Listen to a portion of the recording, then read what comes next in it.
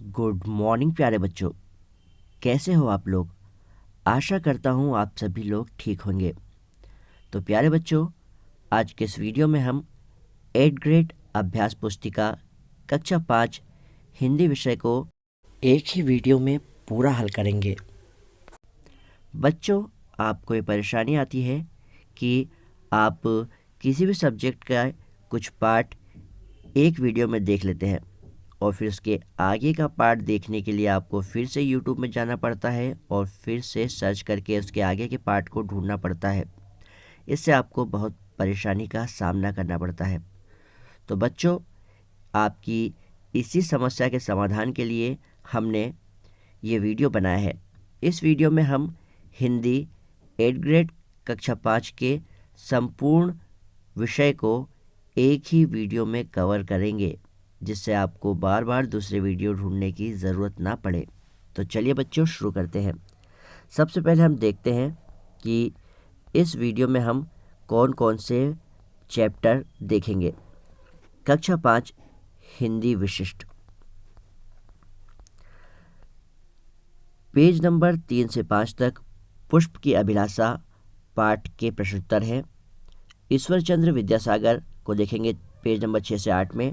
इसके बाद देखेंगे हम भी सीखें, ईदगाह, पन्ना का त्याग, छत्रपति शिवाजी, रम्मो और कल्लो, नीति के दोहे, मरकर भी जो अमर है, भारत रत्न भीमराव अंबेडकर, मित्र को पत्र, मध्य प्रदेश का गीत, राष्ट्र प्रहरी, रानी अवंतीबाई और उज्जैनी। तो बच्चों, ये पूरे चैप्टर हम इसी एक वीडियो में कवर करेंगे। तो वीडियो शुरू करने से पहले यदि आपने हमारे चैनल को सब्सक्राइब नहीं किया है तो हमारे चैनल को सब्सक्राइब कर बेल आइकन प्रेस कर दें, ताकि जैसे ही हम कोई नया वीडियो डालें तो उसकी नोटिफिकेशन आपको मिल सके। और बच्चों, हम इसी तरह के और वीडियो और बनाएंगे जिसमें हम संपूर्ण विषय को एक ही वीडियो में कवर करेंगे। तो वीडियो को ज़्यादा लंबा ना करते हुए चलिए हम वीडियो शुरू करते हैं। पार्ट 1, पुष्प की अभिलाषा। सबसे पहले अति लघुत्तरी प्रश्न है। प्रश्न नंबर 1, सुरबाला के गहने किससे गुथे हैं? तो इसका उत्तर है सुरबाला के गहने पुष्पों से गुथे हैं। प्रश्न नंबर 2, मातृभूमि वीरों से क्या अपेक्षा रखती है? मातृभूमि वीरों से देश प्रेम, त्याग और बलिदान की अपेक्षा रखती है। प्रश्न नंबर 3 है, शीर्ष शब्द का अर्थ लिखिए। तो शीर्ष शब्द का अर्थ है सिर। अब आते हैं लघुत्तरी प्रश्न। लघुत्तरी प्रश्न के उत्तर 3 से 4 पंक्तियों में उत्तर लिखिए। प्रश्न नंबर 4 है, निम्नलिखित शब्दों का नए वाक्यों में प्रयोग कीजिए। पहला है हरि, पुष्प हरि लायक नहीं बनना चाहता। दूसरा है भाग्य, भाग्य से ज़्यादा और भाग्य से पहले किसी को नहीं मिलता। तीसरा है पथ, हमें हमेशा सच्चाई के पथ पर चलना चाहिए।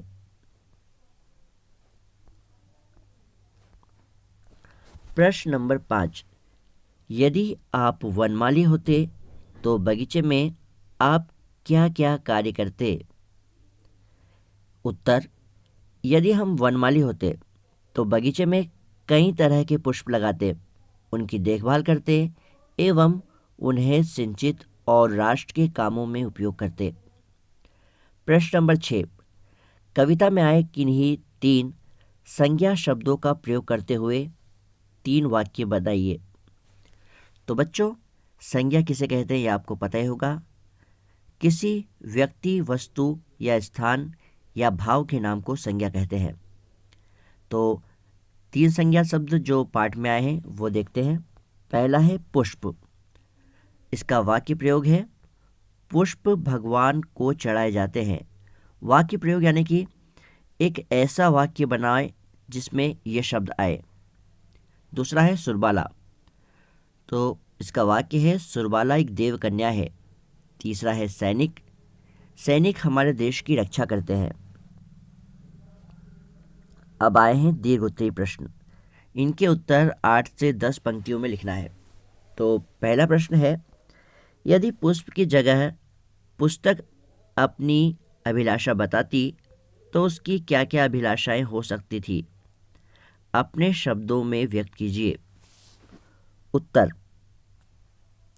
यदि पुष्प की जगह पुस्तक अपनी अभिलाषा बताती तो पुस्तक चाहती कि उसे अच्छे से उपयोग करें, मुझे बिकाऊ ना बनाए, क्योंकि उसके मूल्य निर्धारण से उसकी लोगों तक पहुंच कम हो सकती है, इसलिए उसे निःशुल्क वितरित किया जाए ताकि उसके ज्ञान का भंडार सभी लोगों तक पहुंचे और अज्ञानता का नाश हो। मूल्यांकन प्रश्न। सबसे पहले इसमें भी हम अति लघुत्तरीय प्रश्न देखेंगे। अति लघुत्तरीय प्रश्न एक शब्द या एक वाक्य में हमें इनका उत्तर देना है। पथ शब्द का पर्यायवाची शब्द लिखिए। तो बच्चों, पथ शब्द का पर्यायवाची शब्द है रास्ता। इसके बाद है लघुत्तरीय प्रश्न, 3 से 4 पंक्तियों में उत्तर लिखिए। प्रश्न नंबर 2 है, आप मातृभूमि की सेवा के लिए क्या क्या कार्य करेंगे? उत्तर, हम मातृभूमि की सेवा के लिए त्याग, बलिदान, देश प्रेम और ईमानदारी से अपने कर्तव्य का पालन करेंगे। अब आते हैं दीर्घ उत्तरीय प्रश्न। 8 से 10 पंक्तियों में उत्तर दीजिए। प्रश्न नंबर 3, पुष्प की अभिलाषा पाठ में आए हुए 5 क्रिया तथा संज्ञा शब्दों को छांटकर लिखिए। उत्तर, एक साइड हमने क्रिया शब्द लिखे हैं और उसके सामने संज्ञा शब्द लिखे हैं। क्रिया शब्द देखते हैं पहले। तोड़ना, ललचाना, फेंकना, चढ़ाना, डाला और चाह।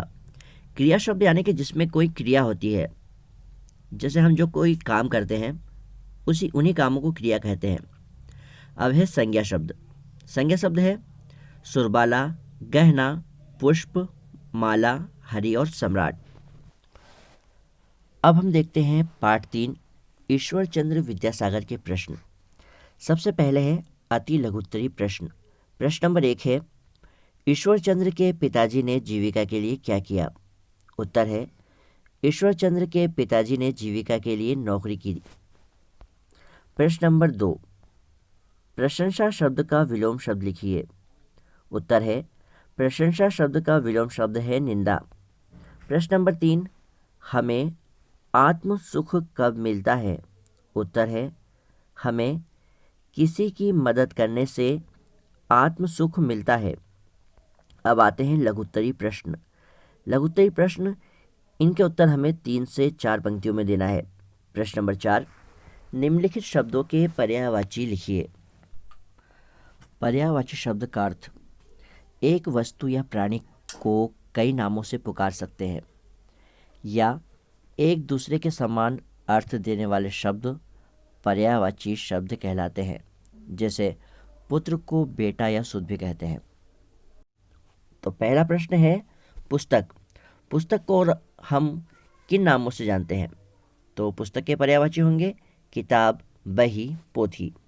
पत्थर, पत्थर के पर्यायवाची हैं पाहन, शिला और पाषाण। रात, रात के पर्यायवाची निशा, रजनी और यामिनी। प्रश्न नंबर 5, आप अंग्रेजी भाषा सीखने के लिए क्या करेंगे? उत्तर है, हम अंग्रेजी भाषा सीखने के लिए अंग्रेजी की वर्णमाला का अध्ययन करेंगे एवं अच्छी पुस्तकों की मदद लेंगे एवं हमारे शिक्षक की सहायता लेंगे या हमारे शिक्षक से सहायता लेंगे। प्रश्न नंबर 6, पढ़ाई पूरी होने के बाद जो समय बचता था उसमें ईश्वर चंद्र विद्यासागर क्या करते थे? उत्तर है, पढ़ाई पूरी होने के बाद जो समय बचता था उसमें वे कमज़ोर विद्यार्थियों को पढ़ाया करते थे। अब आते हैं दीर्घ उत्तरीय प्रश्न। दीर्घ उत्तरीय प्रश्नों के उत्तर हमें 8 से 10 पंक्तियों में देना है। प्रश्न नंबर 7 है, योग्य बनने के लिए आपको किस प्रकार के अवसर चाहिए? उत्तर है, योग्य बनने के लिए हमें अनुशासित जीवन चाहिए एवं लोगों के बीच समय बिताना, उनके अनुभवों से सीखना और हम जिस कार्य को कर रहे हैं उसमें पूर्ण ईमानदारी, लगन, निष्ठा से कर्तव्य का पालन करना ही हमें योग्य बनाता है। अगला प्रश्न देखते हैं। अब हम आ चुके हैं मूल्यांकन प्रश्नों पर। सबसे पहले अति लघुत्तरीय प्रश्न, जिनके उत्तर हमें एक शब्द से लेकर एक वाक्य में देना होता है। प्रश्न नंबर 1 है, गति शब्द में इच्छानुसार उपसर्ग लगाकर नया शब्द बनाइए। तो प्यारे बच्चों, इस प्रश्न का उत्तर जानने से पहले हम ये जान लेते हैं कि उपसर्ग आखिर कहते किसे हैं। तो उपसर्ग जो शब्दांश किसी शब्द के पूर्व जोड़ने पर उसके अर्थ को परिवर्तित कर देता है, उसे उपसर्ग कहते हैं। हम इसे थोड़े और आसान शब्दों में समझते हैं। उपसर्ग जो शब्द के आरंभ में लगकर नए शब्दों का निर्माण करते हैं, उसे उपसर्ग कहते हैं। उपसर्ग कहाँ लगाए जाते हैं? उपसर्ग लगाए जाते हैं शब्द से पहले। अब गति में हमें उपसर्ग लगाना है इच्छानुसार, तो हम इच्छानुसार इसमें कोई भी उपसर्ग लगा देते हैं।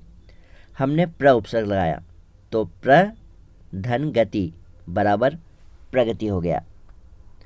प्रश्न नंबर 2, आपको पढ़ने लिखने के लिए क्या चाहिए? उत्तर, हमें पढ़ने लिखने के लिए सही वातावरण, शिक्षक मार्गदर्शन और पाठ्य सामग्री चाहिए। अब आते हैं दीर्घ उत्तरीय प्रश्न, जिनके उत्तर 8 से 10 पंक्तियों में देना है। प्रश्न नंबर 3 है, हम दूसरों की मदद किस प्रकार कर सकते हैं? हम दूसरों की मदद निम्न तरीकों से कर सकते हैं। स्व सहायता समूह बनाकर, बच्चे की पुरानी किताबें गरीब ज़रूरतमंदों को दान देकर, कम पढ़े लिखे लोगों को सामाजिक सहायता प्रदान करके, इत्यादि प्रकार से हम दूसरों की मदद कर सकते हैं। अब आते हैं हम पाठ 4 पर। हम भी सीखें। अति लघुत्तरीय प्रश्न, भोजन के लिए अन्न कहाँ उगाया जाता है? भोजन के लिए अन्न खेतों में उगाया जाता है या खेतों से उगाया जाता है। प्रश्न नंबर 2, मिट्टी शब्द का एक पर्यायवाची लिखिए। तो मिट्टी शब्द का पर्यायवाची शब्द है माटी। प्रश्न नंबर 3, यदि सूरज नहीं होता तो क्या होता? उत्तर, यदि सूरज नहीं होता तो पूरे संसार में अंधेरा छा जाएगा और पृथ्वी पर जीवन नहीं होगा। क्योंकि बच्चों, यदि सूरज नहीं होगा तो पेड़ पौधे जो कि अपना भोजन सूर्य के प्रकाश से बनाते हैं, वो अपना भोजन नहीं बना पाएंगे और पेड़ पौधे ख़त्म हो जाएंगे। तो हमें जीने के लिए किस चीज़ की ज़रूरत होती है? ऑक्सीजन की। और वो ऑक्सीजन हमें मिलती है पेड़ पौधों से। और जब पेड़ पौधे ही नहीं होंगे तो हम सांस कैसे लेंगे? और पेड़ पौधे नहीं होंगे और सूर्य का प्रकाश नहीं होगा तो बारिश भी नहीं होगी। क्योंकि जब सूर्य के प्रकाश से वाष्पीकरण होकर पानी भाप बनकर ऊपर उड़ता है और फिर उसके बाद बारिश के द्वारा वो वापस नीचे आता है, इस प्रकार से बारिश होती है। तो यदि सूरज नहीं होगा तो पृथ्वी पर जीवन भी नहीं होगा। प्रश्न नंबर 4, हम अनपढ़ों को पढ़ाने के लिए क्या प्रयास कर सकते हैं? उत्तर, हम अनपढ़ों को पढ़ाने के लिए उनके समूह बनाकर उन्हें पढ़ाएंगे एवं उन्हें आधारभूत शिक्षा बताएंगे। प्रश्न नंबर 5, निम्नलिखित शब्दों में से विशेषण शब्द छांटकर लिखिए। विशेषण शब्द छांटकर हमें लिखना है। विशेषण क्या होता है? वे शब्द जो संज्ञा या सर्वनाम शब्दों की विशेषता बताते हैं विशेषण कहलाते हैं। तो कौन कौन से शब्द हैं?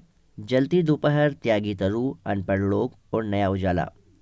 जलती दोपहर में विशेषण शब्द है जलती, क्योंकि दोपहर की विशेषता बता रहा है जलती शब्द। त्यागी तरु, तरु की विशेषता त्यागी शब्द ने बताई। तरु कैसा है? तरु त्यागी है, तो त्यागी उसकी विशेषता हो गई, तो ये विशेषण है त्यागी। इसी प्रकार से अनपढ़ लोग में विशेषण है अनपढ़, क्योंकि लोक की विशेषता अनपढ़ विशेषण शब्द ने बताई। नया उजाला में नया विशेषण है, क्योंकि उजाला की विशेषता नया विशेषण ने बताई। आगे देखते हैं। प्रश्न नंबर 5, किन्हीं 5 फलदार वृक्षों के नाम लिखिए। यह भी बताइए कि आपको सबसे अधिक कौन सा वृक्ष पसंद है। तो 5 फलदार वृक्षों के नाम है आम, पपीता, केला, अनार, सेब, और मुझे इनमें से सबसे ज़्यादा आम पसंद है। बच्चों, आपको इनमें से सबसे ज़्यादा जो भी फल पसंद हो, आप आम की जगह उसका नाम लिख सकते हैं, और यदि उसका नाम इन फलों में नहीं है तो आप इनमें अपने उत्तर में उस फल का नाम भी जोड़ सकते हैं।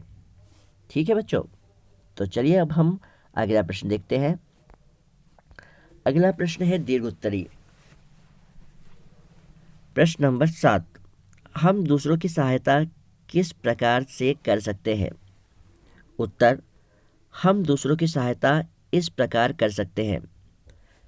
पहला जो पॉइंट है वो है परोपकार करके, दूसरा दया भाव करके, तीसरा त्याग की भावना से, चौथा निस्वार्थ भाव से, पांचवा अनपढ़ों को शिक्षित कर, और छठवा है आर्थिक सहायता कर।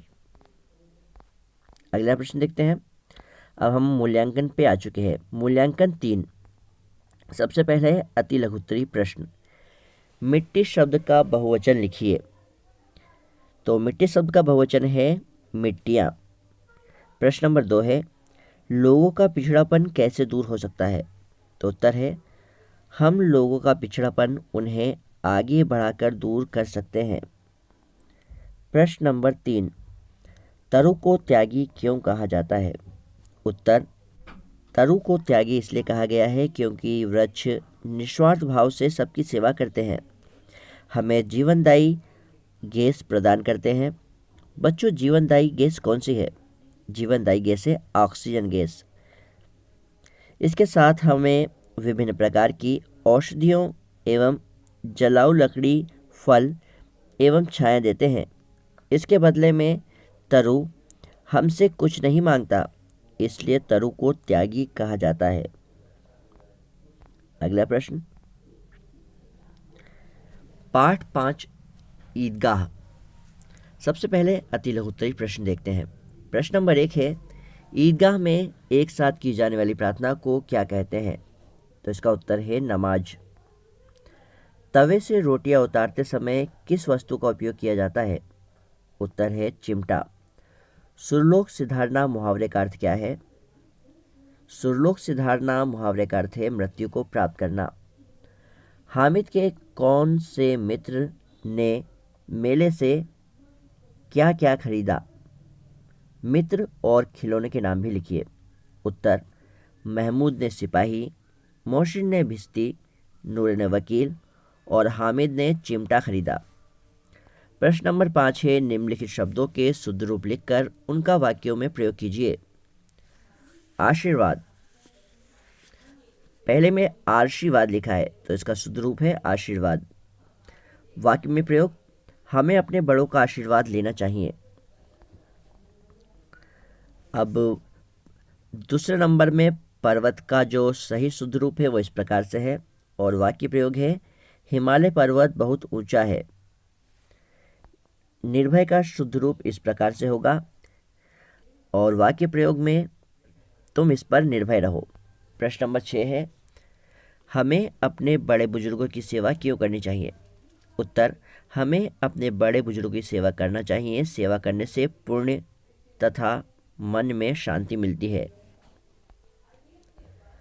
प्रश्न नंबर 7, यदि हामिद के स्थान पर आप मेला जाते तो क्या क्या खरीद कर लाते, उन चीज़ों का क्या करते। उत्तर, यदि हामिद के स्थान पर हम मेला घूमने जाते तो बहुत सारी चीज़ें खरीदते, जैसे खिलौने, मिठाई, कपड़े, बर्तन, चप्पल, जूते आदि। अब हम देखते हैं इसके मूल्यांकन प्रश्न। दुआ शब्द का हिंदी समानार्थी शब्द लिखिए। तो दुआ शब्द का हिंदी समानार्थी शब्द है आशीर्वाद। हामिद की दादी का गुस्सा स्नेह में कैसे बदल गया। हामिद की दादी के प्रति हमदर्दी देखकर उनका गुस्सा स्नेह में बदल गया। प्रश्न नंबर 3 है, दिया गया चित्र देखकर 8 से 10 वाक्य लिखिए। तो बच्चों, इस चित्र में देखिए आपको क्या क्या दिख रहा है और उसी के आधार पर आपको 8 से 10 वाक्य लिखना है। तो चलिए हम इस चित्र के आधार पर 8 से 10 वाक्य लिखते हैं। पहला, यह मेले का चित्र है। जैसा चित्र देखकर हमें पता ही चल रहा है कि यह मेले का चित्र है। इस मेले में बहुत से लोग हैं। मेले में बहुत सी दुकानें हैं। यहाँ बहुत से खिलौने हैं। मेले में मिठाई की दुकानें भी हैं। मेले में चिमटा की दुकानें भी है। देखो ये चिमटा रखे हैं। और हम लिख सकते हैं मेले में बेलन भी रखे हैं। मेले में बहुत सारे बच्चे भी हैं। मेले में झूले भी हैं। रंग बिरंगे गुब्बारे भी हैं। देखिए इस व्यक्ति के पास रंग बिरंगे गुब्बारे, फिरकनियाँ, बांसुरी और खिलौने आदि चीज़ें हैं। तो बच्चों, इस प्रकार से आप इस प्रश्न का उत्तर लिख सकते हैं। हमारा पाठ 6 है पन्ना का त्याग। सबसे पहले हम अति लघुत्तरीय प्रश्न देखते हैं। प्रश्न नंबर 1 है, चंदन की माँ का नाम क्या था? इस प्रश्न का उत्तर है चंदन की माँ का नाम पन्ना था। प्रश्न नंबर 2, तलवार शब्द की समान तुक वाला शब्द लिखिए। तलवार शब्द की समान तुक वाला शब्द है ललकार। बनवीर किसे मारना चाहता था? इसका उत्तर है बनवीर उदय सिंह को मारना चाहता था। अब बच्चों, अब आते हैं लघुत्तरीय प्रश्न, जिनके उत्तर हमें 3 से 4 पंक्तियों में देना होता है। प्रश्न नंबर 4, पन्ना ने उदय सिंह के प्राणों की रक्षा क्यों की? इसका उत्तर है पन्ना ने अपना राजधर्म और कर्तव्य निभाने के लिए उदय सिंह के प्राणों की रक्षा की। प्रश्न नंबर 5, स्वामी भक्ति से क्या अभिप्राय है? उत्तर है स्वामी भक्ति से अभिप्राय है कि हमारे मालिक या स्वामी की सेवा सच्चे मन से करना। ये हमारे पेज नंबर 15 तक के क्वेश्चन हो चुके हैं। अब पेज नंबर 16 पे आते हैं। प्रश्न नंबर 6, निम्नलिखित शब्दों के दो पर्यायवाची लिखिए।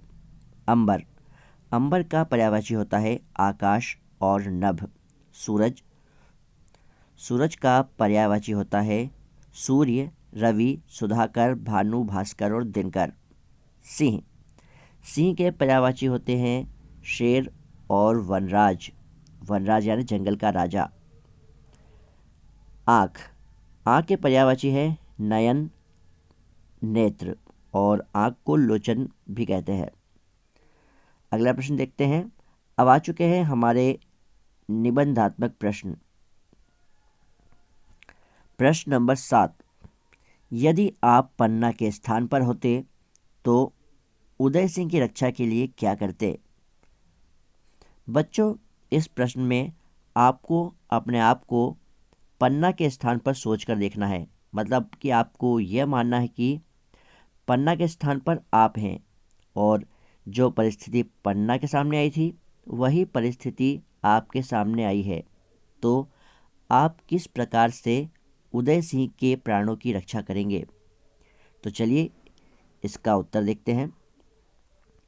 जिस प्रकार पन्ना ने अपने बेटे चंदन को उदय सिंह की शैया पर सुला दिया और उदय सिंह को कीरत की टोकरी में छिपाकर महल से बाहर कर दिया, उसी तरह हम यदि पन्ना के स्थान पर होते तो किसी न किसी तरह की युक्ति या उपाय लगाकर उदय सिंह के प्राणों की रक्षा करते। इसके लिए चाहे हमें हमारे प्राण ही न्यौछावर क्यों न करने पड़े। अगला प्रश्न देखते हैं। अब हम मूल्यांकन 5 पर आ चुके हैं और सबसे पहले है अति लघुत्तरीय प्रश्न। प्रश्न नंबर 1, दोना और पत्तल के बीच किसको छुपाया गया था? तो उत्तर है दोना और पत्तल के बीच उदय सिंह को छुपाया गया था? प्रश्न नंबर 2, निम्नलिखित अनेकार्थी शब्दों के 2 अर्थ लिखिए। पन्ना, कीमती रत्न और पृष्ठ, रक्त, खून, लहू। काल का है समय और मृत्यु। प्रश्न नंबर 3, दीर्घ उत्तरीय प्रश्न। यह आपका निबंधात्मक प्रश्न है। चलिए प्रश्न देखते हैं। प्रश्न नंबर 3, आप पन्ना, कीरत, बनवीर में से कौन सा पात्र बनना चाहेंगे और क्यों? अपने शब्दों में लिखिए। इसका उत्तर देखते हैं।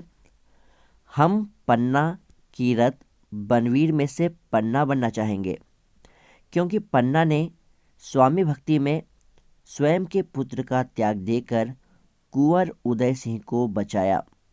यह कार्य उसकी कर्तव्य निष्ठा को प्रदर्शित करता है और यह कार्य उसकी स्वामी भक्ति को भी प्रदर्शित करता है।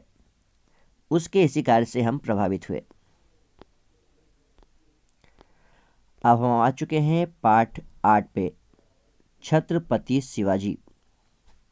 सबसे पहले है अति लघुत्तरीय प्रश्न। प्रश्न नंबर 1, शिवाजी और किस साम्राज्य के बीच लड़ाई चलती रही? तो इसका उत्तर है शिवाजी और मुगल साम्राज्य के बीच लड़ाई चलती रही। प्रश्न नंबर 2, माता जीजाबाई ने देश रक्षा हेतु शिवा को किन ग्रंथों की कहानियां सुनाकर प्रेरित किया? उत्तर है महाभारत, रामायण और पौराणिक तथा ऐतिहासिक कथा सुनाकर माता जीजाबाई ने देश की रक्षा हेतु शिवा को प्रेरित किया। प्रश्न नंबर 3 में हमें बताना है आतताई शब्द का अर्थ। तो प्यारे बच्चों, आतताई शब्द का अर्थ होता है अत्याचारी। अब आ चुके हैं लघुत्तरीय प्रश्न। प्रश्न नंबर 4 देखते हैं। निम्नलिखित शब्दों से भाववाचक संज्ञा बनाइए। पहला है लघु। लघु की भाववाचक संज्ञा है लघुता। ईमानदार, ईमानदार से भाववाचक संज्ञा हमने बनाई ईमानदारी। रमणीय, रमणीय की भाववाचक संज्ञा रमणीयता। गरीब, गरीब शब्द से भाववाचक संज्ञा हमने बनाई है गरीबी। उदार, उदार से भाववाचक संज्ञा उदारता। अब प्रश्न नंबर 5 और पेज नंबर 19। प्रश्न नंबर 5 है, आपने अपने घर में बहुत सी ऐतिहासिक, पौराणिक लोक कथाएं सुनी होगी। आपको कौन सी अच्छी लगी और क्यों? उत्तर है मुझे रामायण की कथा सबसे अच्छी लगी क्योंकि रामायण अधर्म पर धर्म की जीत की प्रेरणा देती है। इस प्रश्न के शुरू में आप कुछ ऐतिहासिक और पौराणिक ग्रंथों के नाम भी लिख सकते हैं, जैसे कि मैंने अपने घर में महाभारत, रामायण और श्रीमद् भागवत गीता सुने और मैंने आला उदल जैसी पौराणिक कथाएं भी सुनी और इन सभी में मुझे रामायण की कथा सबसे अच्छी लगी क्योंकि रामायण अधर्म पर धर्म की जीत की प्रेरणा देती है। प्रश्न नंबर 6, शाह आलम को शिवाजी ने झुककर प्रणाम क्यों नहीं किया? शिवाजी के अंदर क्या भाव थे? उत्तर, शिवाजी किसी अत्याचारी के आगे शीश नहीं झुकाना चाहते थे। प्रश्न नंबर 7, प्रश्न नंबर 7 ये एक दीर्घोत्तरीय प्रश्न है। चलिए देखते हैं। पृष्ठ 50 और 51 पर बने चित्र क्रमांक 7 एवं 8 में होने वाली गतिविधियों का अपने शब्दों में वर्णन कीजिए। उत्तर, पृष्ठ 50 और 51 पर बने चित्र क्रमांक 7 एवं 8 में शिवाजी के एक सहयोगी आनाजी सोमदेव ने कल्याण के सूबेदार को पराजित कर उसकी पुत्र वधू को शिवाजी के सामने उपस्थित किया, जिससे शिवाजी उसे कुछ सजा दे, पर शिवाजी ने उसे मां की तुलना देते हुए सम्मानपूर्वक घर भिजवा दिया। और बच्चों, शिवाजी के इस कार्य से शिवाजी की बहुत प्रशंसा हुई। तो बच्चों, ये है हमारी पाठ्यपुस्तक हिंदी का पेज नंबर 50। इसमें आप देख सकते हैं कि शिवाजी के एक सहयोगी आनाजी सोनदेव खड़े हुए हैं और उन्होंने कल्याण के सूबेदार को पराजित कर उनकी पुत्र वधू को शिवाजी के सामने उपस्थित किया है। और ये शिवाजी बैठे हुए हैं सिंहासन पर और आनाजी सोनदेव कह रहे हैं, महाराज, इसे स्वीकार कर आप हमारी माता बहनों पर हुए अत्याचार का बदला लें। और शिवाजी कह रहे हैं, सोनदेव, क्या तुम अपनी संस्कृति को भूल गए हो? पराई स्त्री हमारे लिए माता बहन के समान ही है। और अगले चित्र में दिखाया गया है कि शिवाजी कल्याण के सूबेदार की पुत्रवधू से कहते हैं कि यदि मेरी माँ भी आपके समान होती तो मैं भी कितना सुंदर होता। और शिवाजी ने सूबेदार की पुत्रवधू की तुलना अपनी माँ से करते हुए उन्हें सम्मानपूर्वक कल्याण भिजवा दिया। इस घटना से शिवाजी के उज्जवल चरित्र की प्रशंसा चारों ओर फैल गई। चलिए अगला प्रश्न देखते हैं। मूल्यांकन 6, अति लघुत्तरी प्रश्न। प्रश्न नंबर 1, एक प्रत्यय लगाकर कोई दो शब्द बनाइए। समाज में हमने एक प्रत्यय लगाया तो बन गया सामाजिक। पुराण धन इक, पुराणिक। प्रश्न नंबर 2, शिवाजी के उज्जवल चरित्र की चर्चा चारों ओर क्यों फैली? उत्तर है, शिवाजी ने सूबेदार की पुत्रवधू की तुलना अपनी मां से करते हुए उसे सम्मानपूर्वक भिजवा दिया था। यह घटना चारों ओर फैल गई।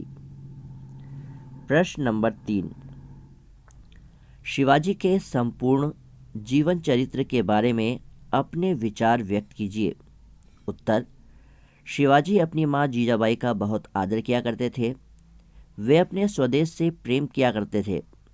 वे बहुत बहादुर थे, दयावान, न्यायप्रिय एवं चरित्रवान वीर महापुरुष थे। उन्होंने अपने जीवन काल में कई वीरता के कारनामे किए।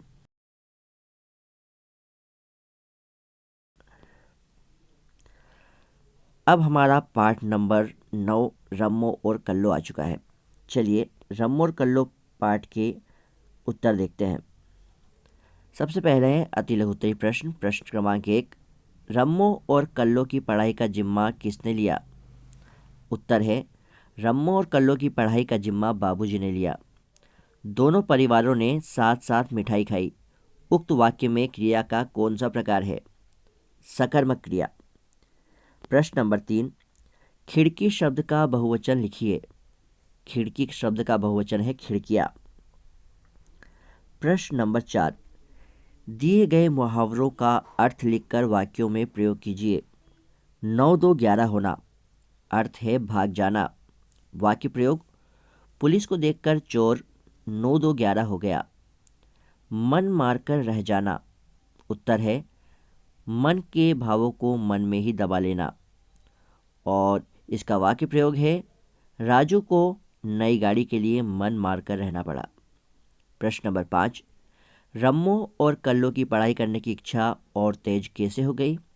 उत्तर, रम्मो ने प्रथम श्रेणी के अंक प्राप्त किए और कल्लो ने द्वितीय श्रेणी के अंकों से परीक्षा उत्तीर्ण की, इसीलिए उनकी इच्छा और तेज हो गई। ये हमारे पेज नंबर 21 तक के प्रश्न हो चुके हैं। अब पेज नंबर 22 पर आते हैं। प्रश्न नंबर 6, रधिया ने अपनी बेटी को पढ़ाने से मना क्यों कर रही थी? उत्तर है, वह सोचती थी कि उन्हें पढ़ाने पर पढ़े लिखे लड़के शादी करने के लिए ढूंढने पड़ेंगे और उसके काम में हाथ कौन बटाएगा। प्रश्न नंबर 7, दीर्घोत्तरी प्रश्न, निस्वार्थ भाव से सेवा करने से क्या लाभ होंगे? अपने विचार लिखिए। निस्वार्थ भाव से सेवा करने से हमारा जीवन सार्थक हो जाता है, हमें आत्मसंतुष्टि मिलती है। निस्वार्थ भाव से सेवा करने पर जीवन में स्वतः ही लोग अपने होने लगते हैं। अपने पराये का अंतर ही खत्म हो जाता है।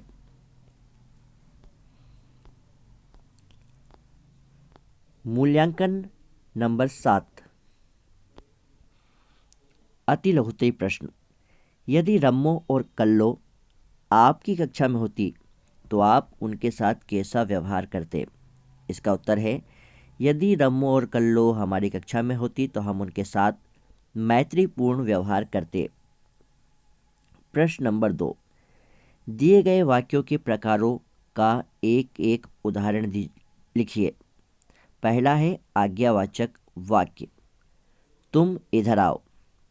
विस्मयादि बोधक वाक्य, अरे यह क्या है। इच्छावाचक वाक्य, भगवान तुम्हें खुश रखे। प्रश्नवाचक वाक्य, तुम कहाँ जा रहे हो। प्रश्न नंबर 3, आपके अनुसार पढ़ना लिखना क्यों जरूरी है? उत्तर, पढ़ने से छात्र या अन्य व्यक्तियों में एकाग्रता करने की क्षमता में वृद्धि होती है। आपका मोल कितना है भी क्लियर क्यों ना हो, जब तक आप उसे पूरी ईमानदारी, लगन तथा फोकस के साथ नहीं करेंगे तब तक रिजल्ट नहीं मिलेगा। अतः पढ़ना बहुत ज़रूरी है। पाठ 10 नीति के दोहे। प्रश्न नंबर 1 है, जाके हृदय साँच है ताके हृदय आप। पंक्ति में आप किसे कहा गया है? उत्तर है भगवान को। सिल शब्द का हिंदी मानक रूप लिखिए। सिल शब्द का हिंदी मानक रूप है शिला। बोला क्रिया शब्द में एक वाक्य बनाइए तथा उसमें आई सहायक क्रिया को भी रेखांकित कीजिए। उसने मुझे झूठ बोला। प्रश्न नंबर 4, निम्नलिखित शब्दों के हिंदी मानक रूप लिखिए। लोन, लोन का हिंदी मानक रूप है नमक। सुजान, सुजान का हिंदी मानक रूप है विद्वान। रसरी, रसरी का हिंदी मानक रूप रस्सी। कागा, कागा का हिंदी मानक रूप है कौवा। प्रश्न नंबर 5, आपको कौन कौन से फूल अच्छे लगते हैं? अपनी पसंद के किन्हीं 2 फूलों के विषय में 2-2 पंक्तियां लिखिए। हमें गुलाब और गेंदा के फूल पसंद है।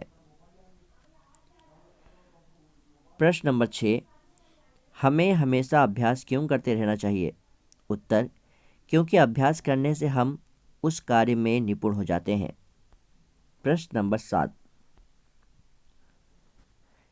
पाठ 10 नीति के दोहे में दिए गए कबीर के दोहों का भावार्थ अपने शब्दों में लिखिए। पहला, जिसके हृदय में सत्य है, अर्थात जो लोग सत्य बोलते हैं उनके हृदय में भगवान वास करते हैं। दूसरा, हमें बुरा करने वालों के साथ भी अच्छा करना चाहिए, क्योंकि हमारा तो अच्छा ही होगा और बुरा करने वालों का बुरा ही होगा। तीसरा, कबीर कहते हैं कि मैं बुरा खोजने निकला था, परंतु मुझे कोई बुरा नहीं मिला, परंतु जैसे ही मैंने अपने स्वयं के मन में झांका तो मुझे मुझसे बुरा कोई नहीं मिला। मूल्यांकन 8।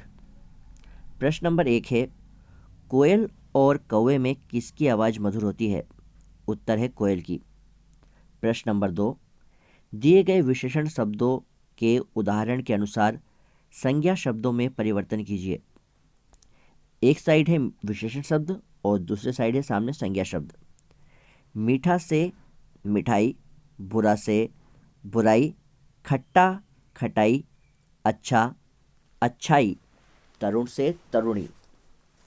प्रश्न नंबर 3, निम्नलिखित पंक्तियों के कवि का परिचय देते हुए भावार्थ लिखिए। कोयल काकी देत है, काग कासो लेत। तुलसी मीठे वचन ते, जग अपनो कर लेत। यह दोहा कवि तुलसीदास जी ने लिखा है। इसका भावार्थ है कि कोयल और कौवा किसी को कुछ ना लेता ना देता, पर उनकी वाणी ही प्रभावित करती है। यहाँ तक हमारे पेज नंबर 26 तक के प्रश्न हो चुके हैं। अब पेज नंबर 27 पर आते हैं।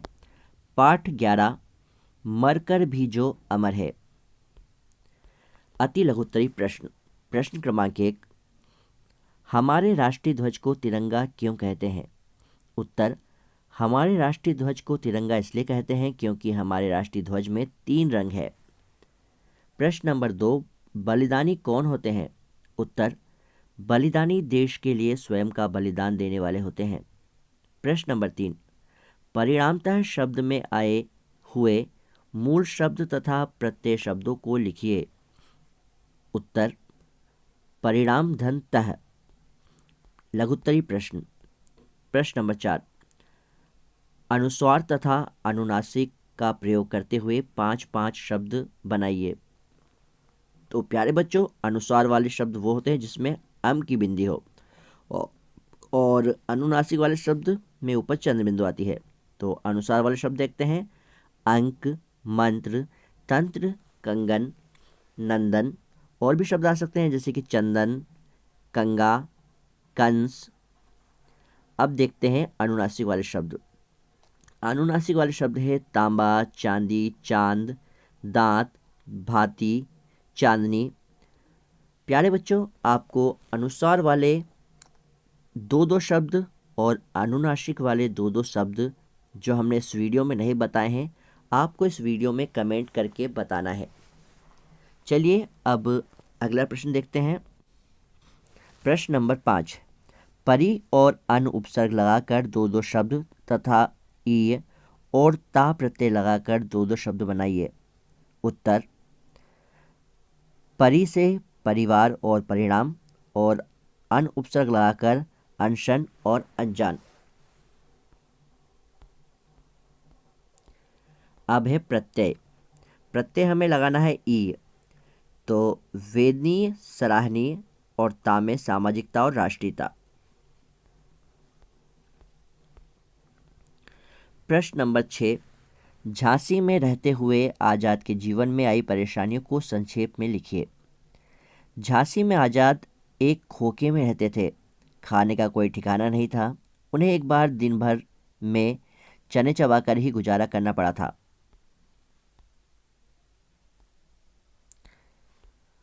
प्रश्न नंबर 7, गोवा मुक्ति आंदोलन में राजा भाऊ महाकाल की भूमिका और उनके साहस का वर्णन अपने शब्दों में कीजिए। उत्तर, गोवा मुक्ति आंदोलन में राजा भाऊ महाकाल ने अभूतपूर्व योगदान दिया। उन्होंने इस आंदोलन में भाग लेते हुए पुर्तगाली पुलिस का जमकर सामना किया और अंत में सिर पर गोली लगने के कारण वे वीरगति को प्राप्त हुए। मूल्यांकन क्रमांक 9।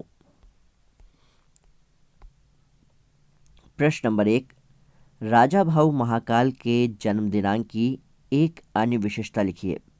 उत्तर, राजा भाऊ महाकाल का जन्म 26 जनवरी को हुआ और हम 26 जनवरी को गणतंत्र दिवस मनाते हैं। प्रश्न नंबर 2, राजा भाऊ महाकाल को तैरने का शौक था। आप अपनी किसी एक रुचि के बारे में बताइए। तो बच्चों, इस प्रश्न के उत्तर में आपको जो भी पसंद हो वो आप अपनी रुचि के अनुसार लिख सकते हैं। जैसे किसी को पढ़ना पसंद है, या किसी को लिखना पसंद है, किसी को ड्राइंग करना पसंद है, किसी को तैरना पसंद है, किसी को खेलना पसंद है। आप अपने अनुसार इस प्रश्न का उत्तर लिख सकते हैं जो आपको पसंद हो।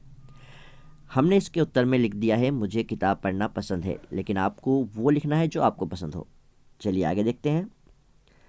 प्रश्न नंबर 3, पाठ के आधार पर उस घटना के बारे में लिखिए जिसके कारण चंद्रशेखर का उपनाम आजाद पड़ा। उत्तर, न्यायाधीश ने पूछा तुम्हारा नाम। उन्होंने कहा आजाद। न्यायाधीश ने अगला प्रश्न किया पिता का नाम। उन्होंने कहा स्वाधीन। न्यायाधीश कुछ चौंके और फिर पूछा तुम्हारा घर कहाँ है। बालक ने कहा जेल खाना। तभी से इनका नाम चंद्रशेखर आजाद पड़ा। अब देखते हैं पाठ 13। पाठ 13 है भारत रत्न भीमराव अंबेडकर। प्रश्न क्रमांक 1, डॉक्टर भीमराव अंबेडकर के बचपन की रुचियों के विषय में लिखिए। उत्तर है खेलना और समुद्र में स्नान करना। प्रश्न नंबर 2, दिए गए शब्दों का शब्दार्थ लिखिए। अद्भुत का है अनोखा और स्वजन का है अपने लोग। प्रश्न नंबर 3, डॉक्टर अंबेडकर का मध्य प्रदेश से संबंध बताइए। उत्तर है उनका जन्म मध्य प्रदेश में हुआ था। बच्चों आपको कमेंट्स में बताना है कि डॉक्टर अंबेडकर का जन्म मध्य प्रदेश में कहाँ हुआ था। प्रश्न नंबर 4, डॉक्टर अंबेडकर द्वारा महिलाओं के लिए दिए गए संदेश को संक्षेप में लिखिए। उत्तर, उन्होंने कहा वे साफ सुथरी रहे। यदि उनका पति या पुत्र शराब पीकर घर आते हैं तो उन्हें घर में ना घुसने दे। प्रश्न नंबर 5, दिए गए अनुच्छेद को पढ़कर उचित विराम चिन्हों का प्रयोग कीजिए। राधा एक अच्छी लड़की है, वह प्रतिदिन विद्यालय जाती है। एक दिन उसने शीला से पूछा, क्या तुम कल विद्यालय गई थी?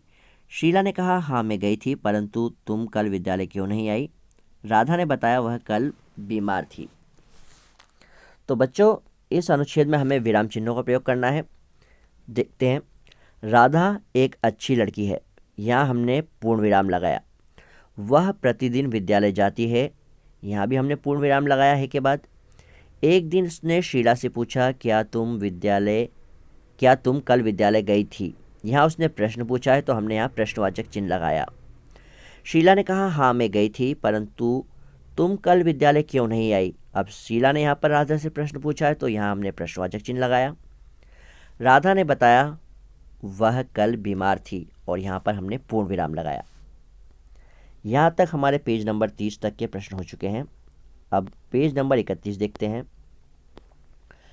डॉक्टर अंबेडकर के जीवन से जुड़ी किसी एक घटना को संक्षेप में लिखिए जिससे स्पष्ट होता कि वे एक अत्यंत संवेदनशील भावुक व्यक्ति थे।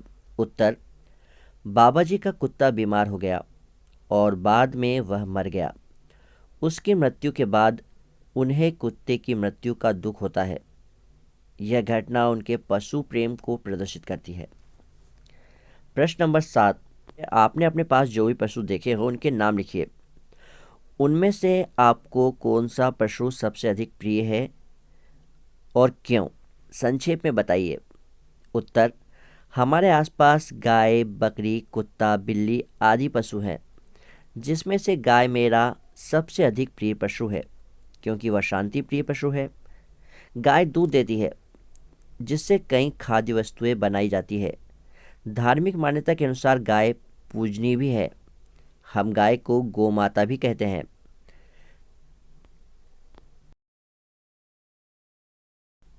मूल्यांकन नंबर 10, अति लघुत्तरी प्रश्न। प्रश्न नंबर 1, दिए गए शब्दों के शुद्ध रूप लिखिए। संगति और दूसरे का स्वभाव।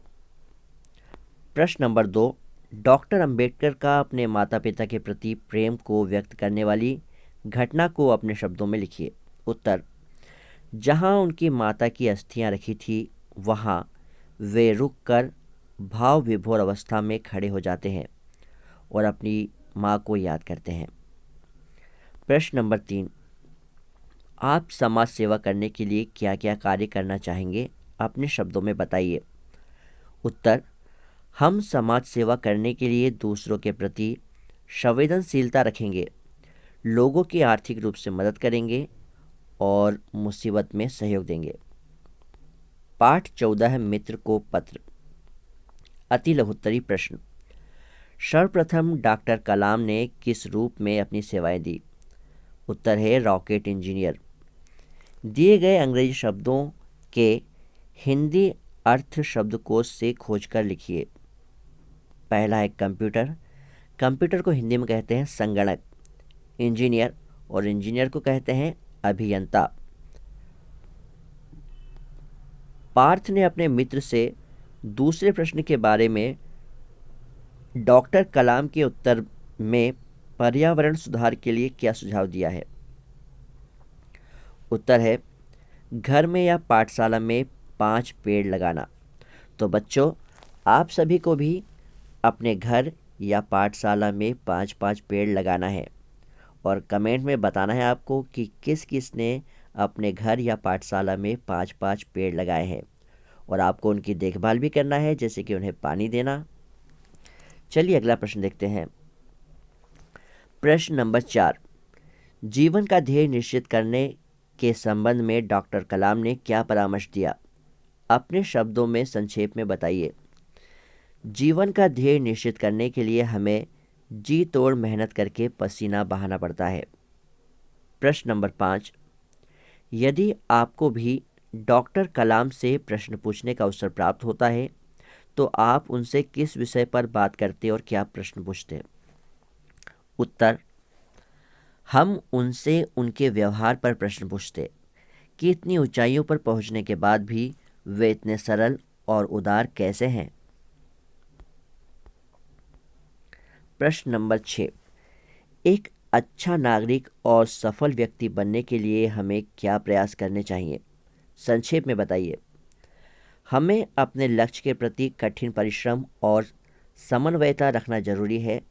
मार्ग में भटकना नहीं पड़ता। प्रश्न नंबर 7, डॉक्टर कलाम का संपूर्ण जीवन हमें प्रेरणा देता है। डॉक्टर कलाम के जीवन के विभिन्न पहलुओं के विषय में अपने विचार संक्षेप में लिखिए। उत्तर, डॉक्टर कलाम का संपूर्ण जीवन हमें प्रेरणा देता है। जिस प्रकार वे एक साधारण परिवार से संबंधित थे और बचपन में अपार कष्टों को सहन करते हुए अपने लक्ष्य से विमुख नहीं हुए, निरंतर नई ऊंचाइयों को प्राप्त करते रहे। विज्ञान के क्षेत्र में ही नहीं बल्कि राजनीति के क्षेत्र में भी अपना वर्चस्व लहराया। यह बहुत ही प्रेरणादायक है। मूल्यांकन 11, अति लघुत्तरी प्रश्न। प्रश्न क्रमांक 1, दिए गए शब्दों के विलोम लिखिए। विकसित का विलोम है अविकसित। अविस्मरणीय का विलोम शब्द है विस्मरणीय। प्रश्न नंबर 2, अपने जीवन लक्ष्य के विषय में लिखिए और संक्षेप में बताइए कि आप इस लक्ष्य को प्राप्त करने के लिए क्या प्रयास करेंगे। तो बच्चों, इस प्रश्न के उत्तर में आपको बताना है कि आपका जीवन लक्ष्य क्या है, मतलब आप बड़े होकर क्या बनना चाहते हैं। जैसे कोई डॉक्टर बनना चाहता होगा, कोई इंजीनियर, कोई वकील, कोई पुलिस और या कोई आईएएस ऑफिसर। और आपको ये भी बताना है कि आप अपने लक्ष्य को प्राप्त करने के लिए कैसे प्रयास करेंगे या क्या प्रयास करेंगे। फिलहाल जिसका जो मैंने उत्तर लिखा है वो इस प्रकार लिखा है, मेरा लक्ष्य एक शिक्षक बनना है और इस लक्ष्य को प्राप्त करने के लिए मैं पढ़ाई करके ज्ञान में वृद्धि करूंगा। प्रश्न नंबर 3, आपके जीवन में घटी किसी रोचक विशेष घटना के संबंध में बताते हुए अपने मित्र को एक पत्र लिखिए। उत्तर, 29 विकासखंड छिंदवाड़ा मध्य प्रदेश। यहाँ पर आपको एड्रेस लिखना है। 29 नवंबर 2022। जिस तारीख को आप पत्र लिखेंगे यहाँ पर आपको वो तारीख डालना है। प्रिय मित्र राजेश। प्रिय मित्र के बाद आपको अपने मित्र का नाम डालना है। आशा करता हूँ कि आप वहाँ कुशल मंगल होंगे।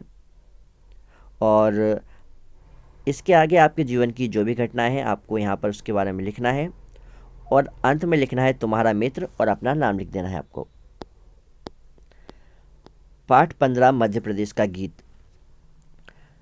प्रश्न नंबर 1, मध्य प्रदेश का गीत कविता में किस पर्वतमाला का उल्लेख किया गया है? उत्तर है, मध्य प्रदेश का गीत कविता में विंध्याचल पर्वतमाला का उल्लेख किया गया है। प्रश्न नंबर 2, मुनि अगस्त्य का मध्य प्रदेश से संबंध स्पष्ट कीजिए।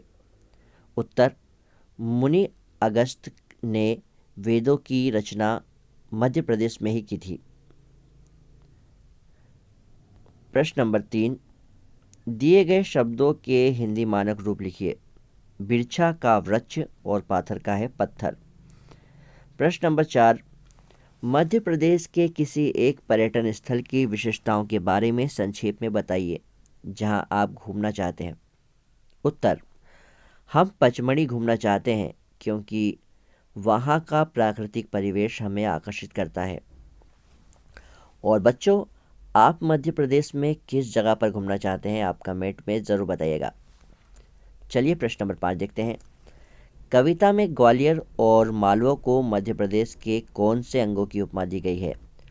ग्वालियर को मध्य प्रदेश का शीश कहा जाता है तथा मालवा को वक्ष की उपमा दी गई है। अगला प्रश्न, प्रश्न नंबर 6, दिए गए शब्दों के 3 पर्यायवाची शब्द लिखिए। सुता। सुता का 3 पर्यायवाची शब्द है माता, जननी, माँ। नदी, सरिता, तटिनी, तरंगिणी।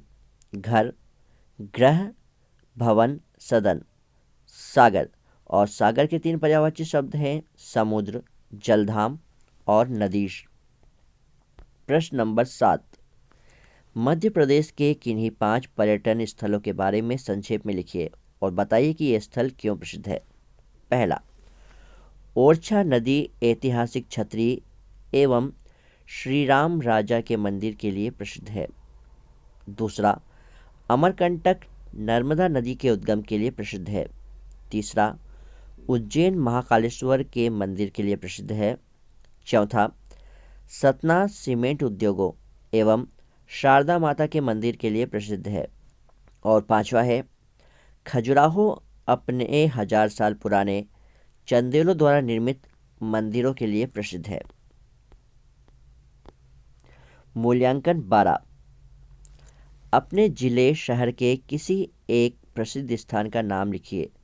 तो प्यारे बच्चों, यहाँ पर आपको अपने जिले या शहर में जो स्थान प्रसिद्ध है उसका नाम लिखना है और इसके लिए आप अपने माता पिता या अपने शिक्षक से पूछ सकते हैं कि आपके ज़िले में कौन सा स्थान प्रसिद्ध है। जैसे मैंने हरदा ज़िला के बारे में मकड़ाई का किला और सिराली का साईं मंदिर लिख दिया है, लेकिन आपको अपने ज़िले में जो स्थान प्रसिद्ध है उसके बारे में लिखना है और आपको कमेंट में बताना भी है कि आपके ज़िले में कौन सा स्थान प्रसिद्ध है। और इस वीडियो में हमने आपसे जितने भी प्रश्न पूछे हैं उन सभी का जवाब आपको कमेंट में देना है और जिन लोगों का सही जवाब होगा तो उन लोगों के जवाब को हम हमारे अगले वीडियो में बताएंगे। उनके कमेंट को हम हमारे वीडियो में शो करेंगे। प्रश्न नंबर 2, कविता के अनुसार हिंदी हम सभी की प्रिय हमजोली किस प्रकार बनी हुई है। उत्तर, क्योंकि हिंदी भाषा आसान है तथा अधिकतर राज्यों में बोली जाती है। प्रश्न नंबर 3, मध्य प्रदेश की अपनी कई विशेषताएं हैं, उन विशेषताओं के बारे में संक्षेप में लिखिए। उत्तर, मध्य प्रदेश भारत का हृदय प्रदेश है। मध्य प्रदेश में प्राकृतिक संपदा के भरपूर भंडार है। मध्य प्रदेश के उज्जैन में महाकालेश्वर का मंदिर है। मध्य प्रदेश में बिजली के भारी यंत्र बनाए जाते हैं। मध्य प्रदेश खजुराहो के मंदिरों के कारण प्रसिद्ध है। मध्य प्रदेश सांची के बौद्ध स्तूप के कारण प्रसिद्ध है। पाठ 17, राष्ट्र प्रहरी। प्रश्न नंबर 1 है, नौसेना को और किस नाम से जाना जाता है। तो उत्तर है, नौसेना को और जल सेना के नाम से जाना जाता है। प्रश्न नंबर 2, दिए गए शब्दों के बहुवचन बताइए। वर्दी का वर्दियाँ और इकाई का बहुवचन है इकाइयाँ। 26 जनवरी की परेड में सबसे पहले किस सेना के सैनिक दिखे। उत्तर है थल सेना के। प्रश्न नंबर 4, रेगिस्तान की परिस्थितियों का वर्णन अपने शब्दों में कीजिए। उत्तर, रेगिस्तान में दिन का तापमान अधिक रहता है एवं रेत के गर्म तूफान चलते हैं, रात का तापमान ठंडा हो जाता है। प्रश्न नंबर 5, आप सैनिक न होते हुए भी आप अपने देश की सुरक्षा किस प्रकार कर सकते हैं, अपने शब्दों में बताइए। उत्तर, हम अपने देश की सेवा के लिए जो भी काम कर रहे हैं उसे ईमानदारी से करें, तो यह भी देश की सेवा है। प्रश्न नंबर 6, सेना के कार्यों को संक्षेप में लिखिए। उत्तर, सेना युद्ध के समय देश की सीमाओं पर डटी रहकर देश की रक्षा करती है। संकट के समय सेना नागरिकों को सुरक्षित स्थानों पर ले जाती है और उनके लिए अन्न, वस्त्र आदि की मदद करती है। प्रश्न नंबर 7, यदि आपको सैनिक बनने का अवसर मिले तो आप किस सेना में भर्ती होना चाहेंगे। एक सैनिक के रूप में अपने विचार संक्षेप में लिखिए। उत्तर, यदि मुझे सैनिक बनने का अवसर मिले तो मैं थल सेना में जाना चाहूँगा। सैनिक बनकर अपने देश के दुश्मनों की बुरी नज़र से बचाऊंगा। जो भी मेरे देश पर आंख उठाकर देखेगा तो मैं अपने प्राणों की परवाह किए बिना हर संभव प्रयास करूंगा कि देश या देशवासियों पर आंच न आने पाए। मूल्यांकन 13, नौसैनिक सफ़ेद वर्दी पहनते हैं, वाक्य में आए विशेषण शब्द को लिखिए। विशेषण शब्द है सफ़ेद। प्रश्न नंबर 2, पाठ के अनुसार देश के युवक और युवतियां किस प्रकार देश का गौरव बढ़ा सकते हैं? उत्तर, विद्यालयों के कठोर अनुशासन के वातावरण में प्रशिक्षित होकर देश के युवक और युवतियां देश का गौरव बढ़ा सकते हैं। प्रश्न नंबर 3, 26 जनवरी की परेड के विषय में 8 से 10 पंक्तियां लिखिए। उत्तर, 26 जनवरी की परेड का दृश्य मनोहारी होता है। 26 जनवरी की परेड ये सर्वप्रथम थल सेना की टुकड़ी कदम से कदम मिलाते हुए चलती है। कतारों में चलने वाले घोड़े, ऊंट की शान ही निराली होती है। परेड मुख्य अतिथि को सलामी देती है और अपने शौर्य का प्रदर्शन करते हैं। पाठ 18, रानी अवंतीबाई। प्रश्न नंबर 1, सूरमा शब्द का अर्थ लिखिए।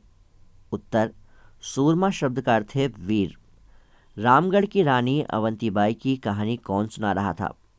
उत्तर, रामगढ़ की रानी अवंतीबाई की कहानी वयोवृद्ध बाबा थानसिंह सुना रहे थे। प्रश्न नंबर 3, शब्दों को उचित क्रम में रखकर सही वाक्य बनाइए।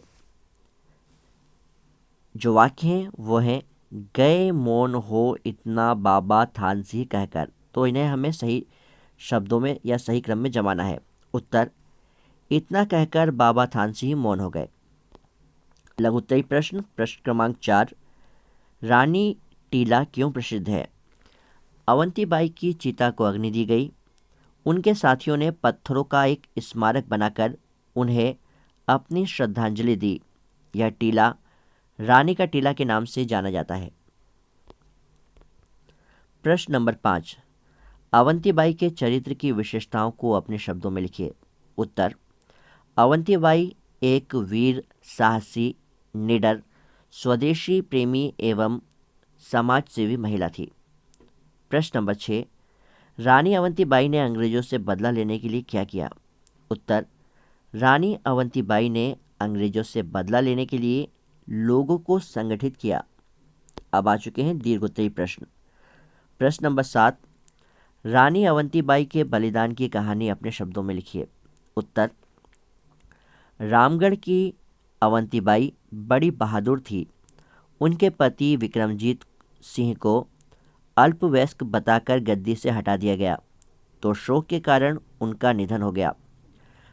फिर रानी अवंतीबाई ने अंग्रेजों से बदला लेने की ठान ली और उन्होंने अंग्रेजों को बाहर निकाल स्वयं शासन किया। अंग्रेजों से लड़ते समय उन्हें एक गोली पैर में लग गई और वो अंग्रेजों की बंदी नहीं बनना चाहती थी, इसलिए उन्होंने स्वयं को कटार घोंप ली और वीर गति को प्राप्त हो गई। मूल्यांकन क्रमांक 14। सबसे पहले देखेंगे अति लघु उत्तरीय प्रश्न। प्रश्न क्रमांक 1, गांव में संध्या के समय जहां कई लोग एकत्रित होकर बैठते हैं उस स्थान को क्या कहते हैं? उत्तर है चौपाल। लघु उत्तरीय प्रश्न क्रमांक 2, अंग्रेजों के विरुद्ध कौन कौन लड़ रहे थे? उत्तर है रानी लक्ष्मीबाई, रानी अवंतीबाई, गढ़मंडला के राजा शंकर शाह, मंगल पांडे आदि।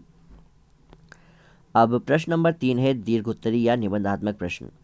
प्रश्न नंबर 3, किसी भी वीर या वीरांगना पर 8 से 10 वाक्य लिखिए। उत्तर है रानी लक्ष्मीबाई। रानी लक्ष्मीबाई एक महान वीरांगना थी। उनका जन्म 19 नवंबर 1828 को वाराणसी में हुआ था। उनके पिता का नाम मोरोपंत तांबे तथा माता का नाम भागीरथी बाई था। रानी लक्ष्मीबाई के बचपन का नाम मणिकर्णिका था, लेकिन उन्हें प्यार से मनु कहा जाता था। रानी लक्ष्मीबाई बचपन से ही युद्ध कला में निपुण थी। अंग्रेजों को सबक सिखाने के लिए उन्होंने मैं अपनी झांसी नहीं दूंगी यह घोषणा की। पाठ 20 उज्जैनी। महाकाल मंदिर कहाँ है? उत्तर है महाकाल मंदिर उज्जैन में है। प्रश्न नंबर 2, महाराजा विक्रमादित्य के दरबार में कितने रत्न थे? उत्तर है 9 रत्न। प्रश्न नंबर 3, दर्शनीय एवं भव्य शब्दों के अर्थ लिखिए।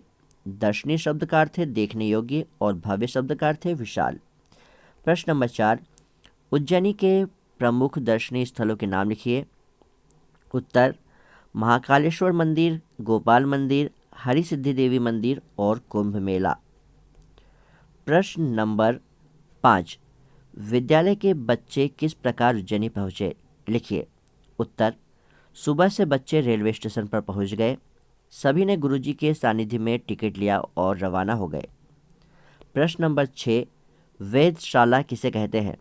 उत्तर, जहां नक्षत्रों एवं ग्रहों की गति, स्थिति आदि का पता लगाया जाता है उसे वेधशाला कहते हैं।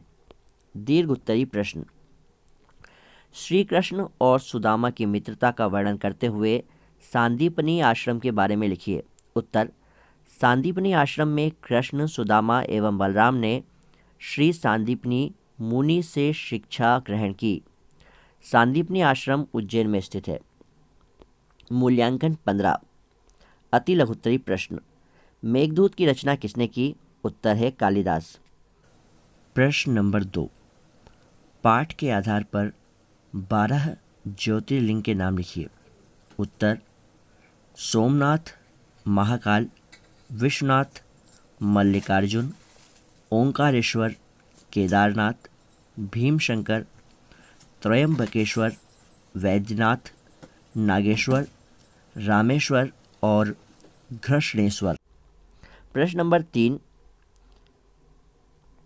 विद्यालय के बच्चों द्वारा उज्जैनी में किन किन मंदिरों के दर्शन किए गए? मंदिरों का वर्णन शब्दों में कीजिए। उत्तर, विद्यालय के बच्चों द्वारा उज्जैनी में प्रसिद्ध महाकाल मंदिर, हरि सिद्धि देवी छतरी चौक स्थित गोपाल मंदिर जहां राधा कृष्ण और शिवजी की मूर्ति को देखा, और गढ़कालिया देवी मंदिर के दर्शन किए। तो बच्चों, इस प्रकार से हमारा 8th ग्रेड अभ्यास पुस्तिका का हिंदी विषय का पूरा पार्ट आज हमने एक ही वीडियो में पूरा कर लिया है। आपको वीडियो कैसा लगा कमेंट में ज़रूर बताइएगा, और अपने दूसरे दोस्तों की मदद के लिए इस वीडियो को उन्हें शेयर करना ना भूलिएगा। हम हमारे आगे की वीडियो में हमारी 8th ग्रेड अभ्यास पुस्तिका के जो हमारे दूसरे भाग बचे हुए हैं, जैसे कि अंग्रेजी, पर्यावरण अध्ययन एवं गणित, उनके ऊपर भी वीडियो लेकर आएंगे। कि आपको उनके ऊपर भी इसी प्रकार का एक ही वीडियो में पूरा विषय कवर करवाना है तो कमेंट में ज़रूर बताइएगा।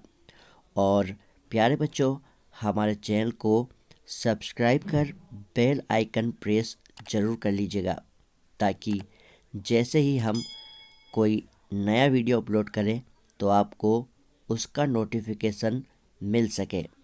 तो प्यारे बच्चों, जल्दी मिलते हैं एक नए वीडियो के साथ। Take care.